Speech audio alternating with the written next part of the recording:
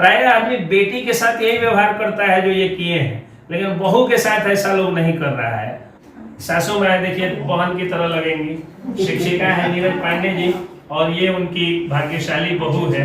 तो family court में जो इतना माथापेची हम लोग कर रहे हैं उसकी संख्या थोड़ी कम हो जाएगी। देखिए अभी मैं डॉक्टर हिना चंद्रा जी जो कि भाजपा नेत्री हैं और भाजपा की जानी मानी नेत्री हैं, डॉक्टर हैं, उनके चेंबर में बैठा हुआ हूँ और अपनी बेटी का आज रिजल्ट था, उसी सिलसिले में बेटी को लेके आया था कि मैडम से थोड़ा सा सीखो कि पढ़ाई लिखाई कैसे करनी चाहिए।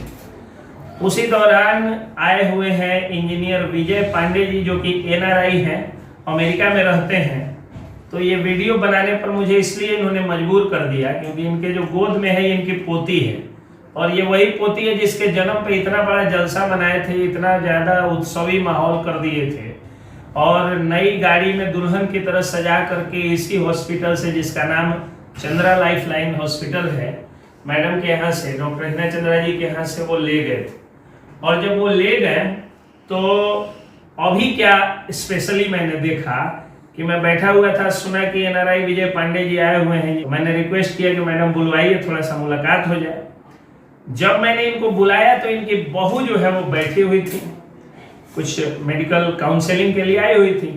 तो बहू बैठी हुई थी तो ये आए और आकर के इनको देख के बहू खड़ा हो गई। उसके बाद बैठे, फिर बहू पर नजर गई तो ये खड़े हो गए और कहे कि बहू तुम बैठ जाओ, क्योंकि तुमको जो है ज़्यादा बैठने की ज़रूरत है, तुम ट्रैवल करके आई हो और मैं अभी घर से आ रहा हूँ।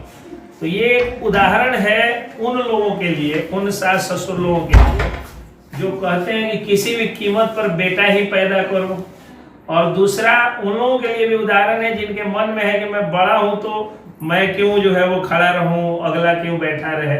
आवश्यकता के अनुसार बड़े या छोटे सबको बैठना चाहिए और सबको प्यार देना चाहिए।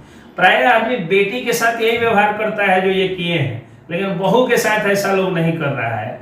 अगर बहू के साथ ऐसा व्यवहार होने लगे तो फैमिली कोर्ट में जो इतना माथापेची हम लोग कर रहे हैं उसकी संख्या थोड़ी कम हो जाएगी और हम लोगों का पूरा कंसंट्रेशन जो है अपराधियों को सजा दिलवाने और निर्दोषों को दोषमुक्त कराने में हो जाएगा। सोचिए समाज कितना खूबसूरत बन जाएगा।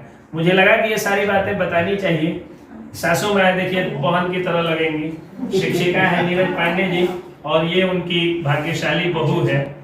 तो कहने का मतलब मेरा यही है कि मैं यही दिखा रहा था कि परिवार ऐसा ही होना चाहिए जिसमें बेटा बेटी पैदा करने पर प्रेशर नहीं हो और कोई ठाकुरगिरी दिमाग में नहीं हो, मैं बड़ा वो छोटा, मैं क्यों करूं, ये क्यों करूं, ये सब नहीं होना चाहिए। मोहब्बत से रहना चाहिए, प्यार से रहना चाहिए।